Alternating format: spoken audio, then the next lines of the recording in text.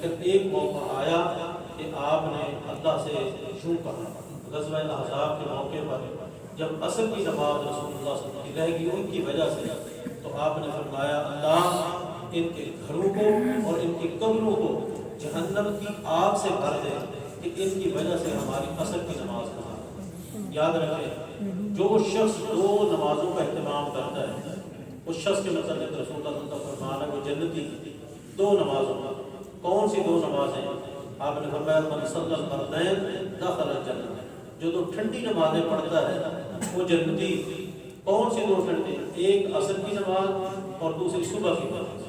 عصر کی نماز جاتی ہے کاروبار کی وجہ سے اور صبح کی نماز جاتی ہے نیند کی وجہ سے۔ جو نیند کو ترک کر کے اللہ کی عبادت کرتا ہے، جو کاروبار کو ترک کر کے اللہ کی عبادت کرتا ہے، وہ کبھی بھی ظہر میں، مغرب میں، شام میں سستی نہیں کرے گا۔ اس لیے اگر آپ نمازی بننا چاہتے ہیں تو آپ دو نمازوں کا اہتمام کر لیں کہ ہم نے نماز باجماعت پڑھی، ایک عصر کی نماز اور دوسری صبح کی نماز۔ اور یاد رکھیں کچھ لوگ ایسے بھی ہیں جو رات کو اٹھ کر عبادت کرتے ہیں، اور کوئی بندہ ایسا نہیں ہوگا جو ساری رات ہی عبادت کرے۔ اگر آپ دو نمازیں باجماعت پڑھ لیں تو رسول اللہ صلی اللہ علیہ وسلم کا فرمان ہے پوری رات قیام اللیل کا ثواب آپ کو، چاہے آپ ایک لمحے کے لیے بھی نہیں۔ کون سی دو نمازیں؟ رسول اللہ صلی اللہ علیہ وسلم فرماتے ہیں جو عشاء کی نماز باجماعت پڑھتا ہے اور صبح کی نماز باجماعت پڑھتا ہے، اللہ اس کے نامہ اعمال میں پوری رات قیام کا ثواب ہے۔ صرف عشاء کی نماز باجماعت، صبح کی نماز باجماعت، تو اس کے نامہ اعمال میں روز کی بنیاد پر اللہ پوری رات کے قیام اور عبادت کا ثواب ہے۔ یہ کتنی مختصر سے عبادتیں ہیں، کوئی اس میں تنگی نہیں ہے۔ اور یاد رکھیں ایک نہ ایک دن ہم نے مرنا ہے۔ آج 26 دسمبر 2022 ہے، 26 دسمبر 2022 ہے۔ 26 دسمبر 2122 میں ہم میں سے ایک بندہ بھی نہیں ہوتا، جتنے آپ یہاں ہیں۔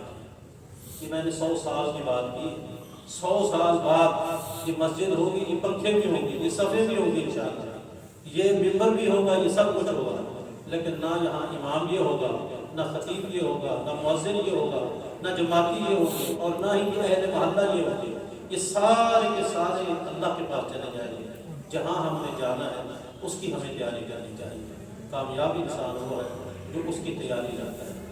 ہمارے ہاں ایک اور بھی ایک رسم سی بن گئی، وہ یہ ہے کہ جب کوئی جنازہ ہوتا ہے تو خاص طور پر جنازہ پڑھانے والے کو کہہ دیا جاتا ہے کہ آپ اعلان کر دیں کہ اگر کوئی لین دین ہو تو ہم ذمہ دار ہیں۔ اچھی بات ہے، ہونا چاہیے، لیکن اس سے زیادہ اچھی بات یہ ہے کہ آپ اپنی زندگی میں ہی اس معاملے کو صاف کرتے جائیں تاکہ آپ کے گھر کوئی لینے والا نہ آئے۔ استاد صاحب بہت ہو گئے، بہت بھی کیسے ہوئے، جمعہ پڑھایا، جمعہ پڑھاتے ہوئے جمعے کے اندر کہہ رہے تھے کہ اگر مجھ سے کوئی کمی خدائی ہوئی تو اللہ کی رضا کے لیے